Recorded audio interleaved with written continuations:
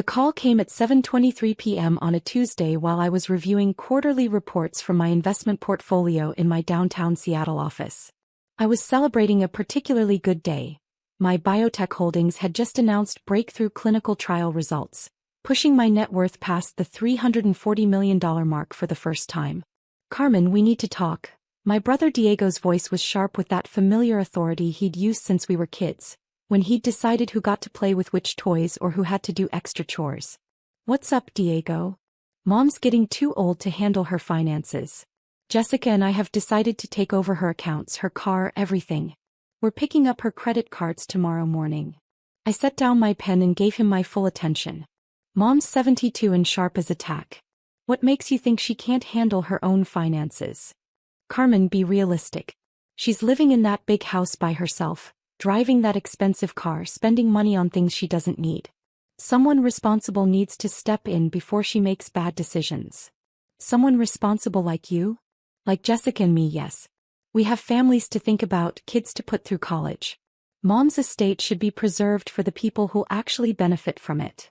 The casual assumption in his voice, that he and Jessica were the rightful heirs to Mom's wealth while I was just some peripheral family member, was breathtaking in its arrogance.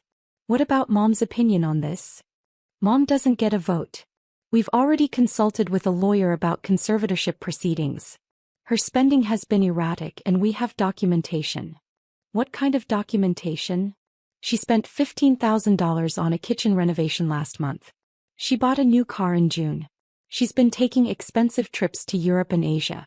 It's clearly irresponsible behavior for someone her age." I almost laughed. Mom's erratic spending was actually her enjoying the comfortable retirement she'd earned after 30 years as a high school principal. The kitchen renovation was something she'd wanted for decades.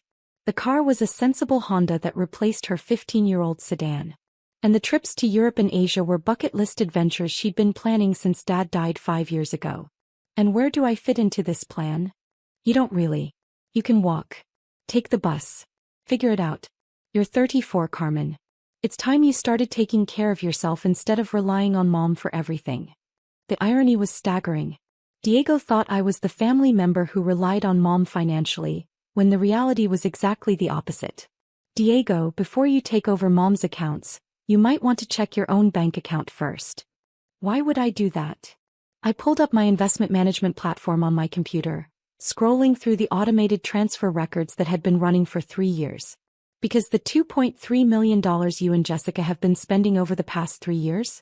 It's been coming from my investment fund, not Mom's retirement savings." There was a long pause. "That's impossible, Carmen. We pay our own bills." "Do you? Let me read you some transaction records." March 15th. $4,200 transferred to cover Jessica's credit card payment. April 22nd. $12,000 for Emma's private school tuition. May 8th. $3,800 for your car payment and insurance. June 14th. $8,500 for your mortgage payment. I could hear him breathing heavily on the other end of the line. "Where are you getting these numbers?" "From my accountant who's been managing the financial support I've been providing to keep your family afloat for the past 3 years." The truth was more complicated than Diego knew. 3 years ago, when he'd lost his job in pharmaceutical sales and Jessica's marketing consulting business had collapsed during the pandemic, they'd come to Mom for help. She'd agreed to assist with their mortgage payments and Emma's school tuition, but she'd come to me privately with concerns about depleting her retirement savings. "Carmen," she'd said during one of our monthly dinners, "I want to help Diego and Jessica, but I'm worried about my own financial security. Your father and I saved carefully, but we didn't plan for supporting adult children indefinitely. So I'd set up a system where I covered Diego and Jessica's major expenses through anonymous transfers, while Mom got credit for the generosity. It had seemed like an elegant solution. Mom could maintain her relationship with Diego without sacrificing her retirement security, and Diego and Jessica could get the help they needed without the humiliation of accepting charity from their younger sister. The problem was that Diego had never bothered to ask where the money was actually coming from. He just assumed that Mom was wealthy enough to cover his family's expenses indefinitely, and he'd started making financial decisions based on that assumption. "You're lying," Diego said, but his voice had lost its earlier confidence. "Am I? What's your current bank balance, Diego? Another pause. I could hear him typing, probably logging into his online banking. I have $847 in checking. And your savings account? Carmen, that's none of your business. Diego, your savings account has $23. Your credit cards are maxed out at $47,000. Your mortgage is 3 months behind. The only reason you haven't been foreclosed on is because I've been covering your payments through a third-party service. The silence stretched on for nearly a minute. Why would you do that? Because Mom asked me to help and I didn't want to see Emma lose her home or her school. But you just told me you're planning to take over Mom's finances to preserve the estate for people who'll actually benefit from it. So I'm withdrawing my support. I pulled up the automated transfer system and started canceling payments. Carmen, wait. You can't just. At midnight tonight, every automated payment I've been making on your behalf will be canceled. Your mortgage company will receive notice that the payment plan is terminated. Emma's school will be informed that tuition support has ended. Your car loan company will resume normal collection procedures. Carmen, please. We can work something out. We could have worked something out 3 years ago if you'd been honest about your situation and grateful for the help you were receiving. Instead, you decided that Mom was your personal aim and I was a burden to be discarded. I could hear Jessica in the background asking what was happening. Diego was explaining in a panicked whisper that somehow Carmen had been paying their bills. How? Jessica's voice came through clearly. Carmen doesn't have that kind of money. She works at some tech company. I didn't work at some tech company.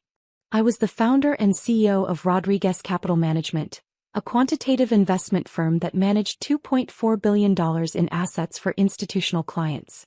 I'd started the company 8 years ago with $50,000 in seed money and a proprietary algorithm for identifying undervalued biotech stocks. Through a combination of careful research, strategic timing, and honestly good luck, I'd built it into one of the most successful boutique investment firms on the West Coast. But I'd kept a low profile about my success. Partly for security reasons. Managing that much money made you a target for lawsuits and worse. Partly for family reasons. I'd seen what happened to other wealthy people when their relatives discovered their net worth.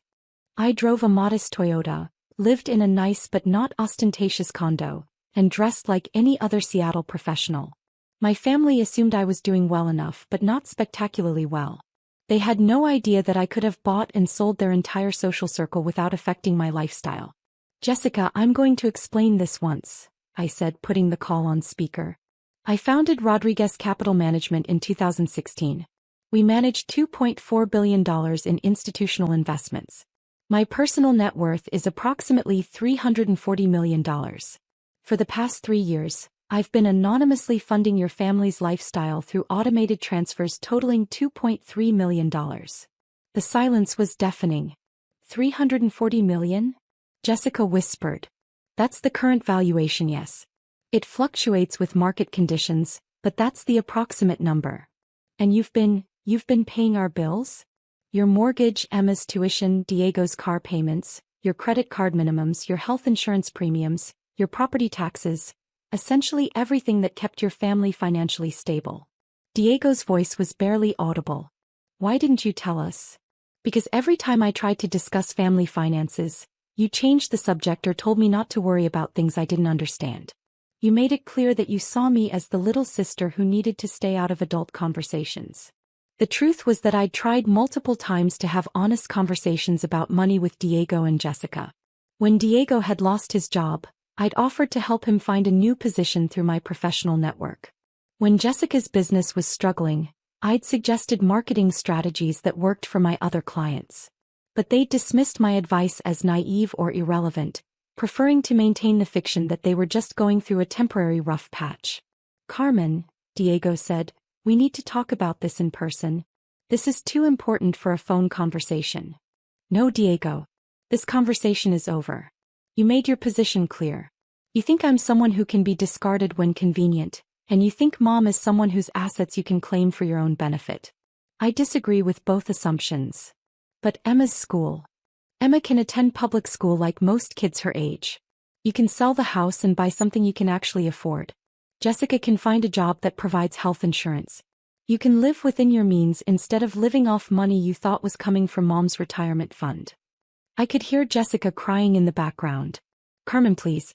We didn't know. If we'd known it was your money. You would have what? Been grateful? Treated me with respect? Included me in family decisions? Yes. Of course. Jessica, 30 minutes ago Diego told me I could walk and take the bus because it was time I started taking care of myself instead of relying on mom. He had no idea that I'd been taking care of his entire family for 3 years. The irony was that I'd been hoping for exactly this kind of honesty from them. If they'd come to me directly and said, Carmen, we're struggling financially and need help, I would have been happy to assist them openly. I might have offered Diego a position at my firm, or helped Jessica rebuild her consulting business with introductions to potential clients. Instead, they'd maintain the pretense that they were financially independent while secretly depending on support they thought was coming from mom. And when they decided that mom's resources should be redirected to benefit them more directly, they'd been perfectly willing to cut me out entirely. What happens now? Diego asked. Now you figure out how to support your family without depending on money that isn't yours. Now you have an honest conversation with mom about your financial situation instead of plotting to take over her accounts. Now you decide whether you want a relationship with me based on who I actually am instead of who you assumed I was. I hung up and sat back in my chair, looking out at the Seattle skyline through my office windows. The city lights twinkled below like stars, and Elliott Bay stretched out toward the Olympic Mountains in the distance. It was a beautiful view, one I'd earned through years of careful planning and strategic thinking. My phone buzzed with a text from mom. Carmen, Diego just called me in tears.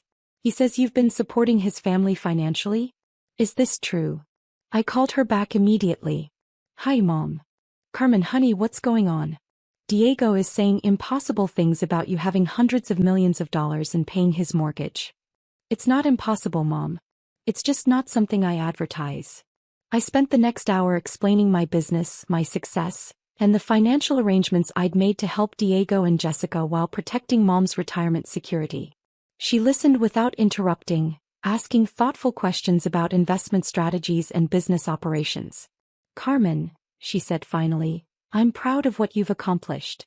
But I'm also confused about why you felt you needed to hide it from us. Because I wanted to be treated like family, not like a bank account. I wanted relationships based on love and respect, not on what I could provide financially. And you thought we'd treat you differently if we knew about your success? Mom, Diego just spent 20 minutes explaining why I should be cut out of family financial decisions because I'm irresponsible and dependent. He had no idea that I'd been subsidizing his lifestyle for 3 years. She was quiet for a long time.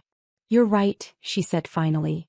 We made assumptions about you that weren't fair or accurate.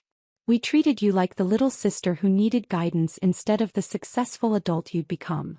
I understand why it happened. I kept a low profile, drove an ordinary car, lived modestly. But I hoped that eventually you'd ask questions about my life, my work, my goals. Instead, you just assumed I was getting by and left it at that. What happens with Diego and Jessica now? That depends on them. I'm not going to continue funding their lifestyle while they plot to take over your finances.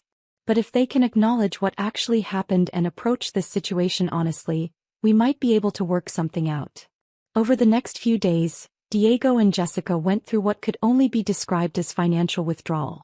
Without my anonymous support, they had to face the reality of their situation. The mortgage company started foreclosure proceedings. Emma's private school sent tuition notices. Credit card companies began calling. But something interesting happened during that process.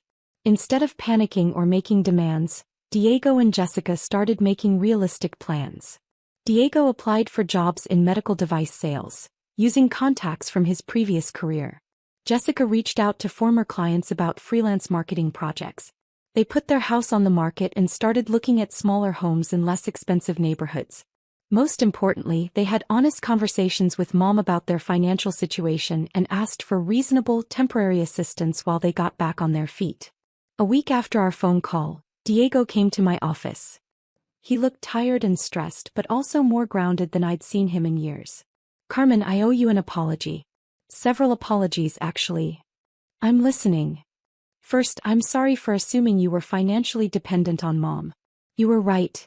I never bothered to ask about your work or your life. I just made assumptions based on the car you drove and the way you dressed. He sat down across from my desk, looking around the office with obvious amazement. Rodriguez Capital Management occupied the entire 47th floor of a downtown high-rise, with panoramic views of the city and Puget Sound. Second, I'm sorry for trying to cut you out of family decisions. You're not just my little sister anymore. You're a successful businesswoman who's been more financially responsible than Jessica and I have been. And third, I'm sorry for taking your help for granted. I should have questioned where the money was coming from. I should have been grateful instead of entitled. And I should have included you in conversations about Mom's finances instead of treating you like an obstacle. I leaned back in my chair, studying his face. Diego, do you understand what would have happened if you'd succeeded in taking over Mom's accounts? You would have stopped supporting us financially. More than that, you would have discovered that Mom's retirement savings aren't nearly as large as you thought. The comfortable lifestyle she's been maintaining? That's partly because I've been covering major expenses like home maintenance, medical bills, and travel costs. If you'd taken control of her accounts, you would have found maybe $180,000 in actual savings. His face went pale. But she seems so financially secure. Because I've been ensuring that she is financially secure. The same way I ensured that you were financially secure, until you decided I was disposable. Diego was quiet for several minutes, processing the implications. Carmen, is there any chance we could start over? Not with the financial support. Jessica and I need to learn to stand on our own feet. But with the family relationship. What would that look like? It would look like treating you with the respect you deserve. Including you in family decisions. Asking your advice about important matters. Actually caring about your life and your success. And it would look like honesty about your financial situation instead of pretending you're independent while depending on support you thought was coming from Mom. Yes. Complete honesty. I considered his proposal. The truth was that I wanted to have a real relationship with my brother. One based on mutual respect rather than the childhood dynamics we'd never outgrown. But it would require fundamental changes in how we related to each other. Diego, I'm willing to try. But there are conditions. Name them. First, no more assumptions about my capabilities or my role in the family. If you want to know something about my life or my business, ask directly. Agreed. Second, no more financial secrecy. If you need help, ask for it openly. If you can't afford something, say so. If you're struggling, let's work together to find solutions. Agreed. Third, Mom's financial security is non-negotiable. I will continue to ensure that she can maintain her lifestyle and her independence. Any family financial planning has to start with that assumption. Understood. And fourth, Emma's education is important to me. I'm willing to help with tuition costs, but through a transparent arrangement where everyone understands the terms. Diego's eyes filled with tears. Carmen, I don't know how to thank you. Don't thank me yet. Thank me in a year if we've managed to build a better relationship. 6 months later, Diego had found a new job in biotech sales that paid well enough to cover their basic expenses. Jessica had rebuilt her consulting practice and was generating steady income from 3 major clients. They'd moved to a smaller house that they could afford without assistance. And Emma had transitioned to a highly rated public school where she was thriving academically and socially. More importantly, our family dynamics had fundamentally changed. Diego started calling me for business advice, having learned that his little sister actually knew something about strategic planning and financial management. Jessica asked me to review marketing proposals for her consulting clients. Mom began including me in conversations about her long-term financial planning and estate arrangements. For the first time in my adult life, I felt like a full member of the family rather than someone they tolerated or dismissed. The phone call that had started with, "You can walk," had ended with all of us learning to walk together as equals. Sometimes the most generous thing you can do for someone is to stop giving them what they think they want and start giving them what they actually need. In Diego and Jessica's case, what they needed wasn't more money. It was the opportunity to stand on their own feet, make their own decisions, and build genuine relationships based on honesty rather than hidden dependencies. And what I needed wasn't to be the secret benefactor who solved everyone's problems from the shadows. I needed to be recognized for who I really was, not just as the little sister but as a successful businesswoman, a strategic thinker, and a family member whose opinions and contributions mattered. The midnight deadline that had seemed like an ultimatum had actually been a new beginning.